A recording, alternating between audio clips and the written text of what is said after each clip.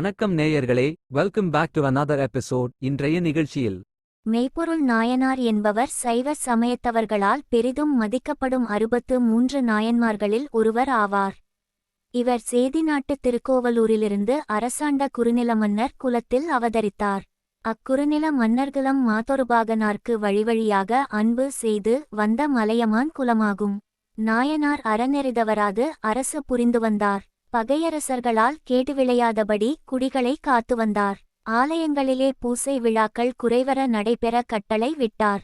சிவனடியார் வேடமே மெய்ப்பொருள் எனச் சிந்தையிற்கொண்ட அவர் சிவனடியார்க்கு வேண்டுபவற்றை குறைவர கொடுத்து நிறைவு காணும் ஒழுக்கத்தவராக இருந்தார்.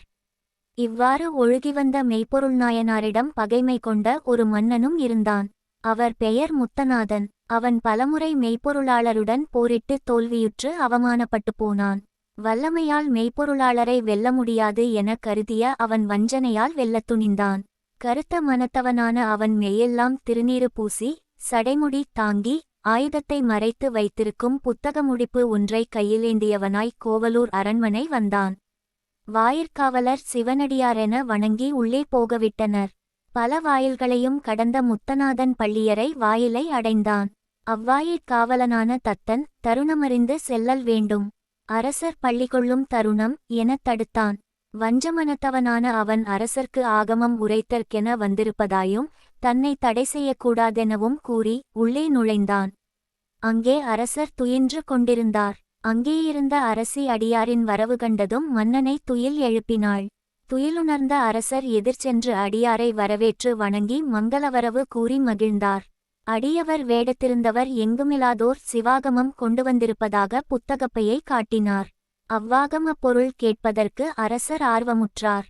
வஞ்ச நெஞ்சினான அவ்வேடத்தான் தனியிடத்திலிருந்தே ஆகம உபதேசம் செய்ய வேண்டும் என கூறினான். மெய்ப்பொருளாளர் துணைவியாரை அந்த புறம் செல்லுமாறு ஏவிவிட்டு அடியவருக்கு ஓர் ஆசனமளித்து அமரச் செய்தபின் தாம் தரைமேல் அமர்ந்து ஆகமப் பொருளை கேட்பதற்கு ஆயத்தமானார். அத்தீயவன் புத்தகம் அவிழ்ப்பான் போன்று மறைத்து வைத்திருந்த உடைவாளை எடுத்து தான் நினைத்த அத்தீச் செயலை செய்துவிட்டான். வாளால் குத்துண்டு வீழும் நிலையிலும் சிவவேடமே மெய்ப்பொருள் என்று தொழுது வென்றார். முத்தநாதன் நுழைந்த பொழுதிலிருந்து அவதானமாய் இருந்த தத்தன் இக்கொடூரச் செயலை கண்ணுற்றதும் கணத்திற் பாய்ந்து தன் கைவாளால் தீயவனை வெட்டச் சென்றான். இரத்தம் பெருகச் சோர்ந்து விழும் நிலையில் இருந்த நாயனார் தத்தா, நமரே காண் என்று தடுத்து வீழ்ந்தார். விழும் மன்னனை தாங்கி தலைவணங்கி நின்ற தத்தன் அடியேன் இனி செய்ய வேண்டியது யாது என இறந்தான். இச்சிவனடியாருக்கு ஓர் இடையூறும் நேராதவாறு பாதுகாப்பாக விட்டுவா என்று மெய்ப்பொருள் நாயனார் பணித்தார். மெய்ப்பொருளாளரது பணிப்பின் படியே முத்தநாதனை அழைத்துச் சென்றான் தத்தன். செய்தியறிந்த குடிமக்கள் கொலை பாதகனை கொன்றொழிக்க திரண்டனர்.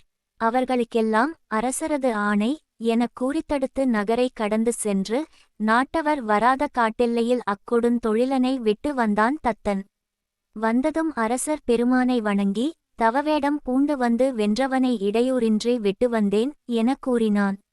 அப்பொழுது மெய்ப்பொருள் நாயனார் இன்று எனக்கு ஐயன் செய்தது யார் செய்யவல்லார் எனக் கூறி அன்பொழுக நோக்கினார். பின்னர் அரசுரிமைக்கு உடையோரிடமும் அன்பாளரிடமும் திருநீற்று நெறியை காப்பீர் என திடம்பட கூறி அம்பலத்தரசின் திருவடி நிழலைச் சிந்தை செய்தார்.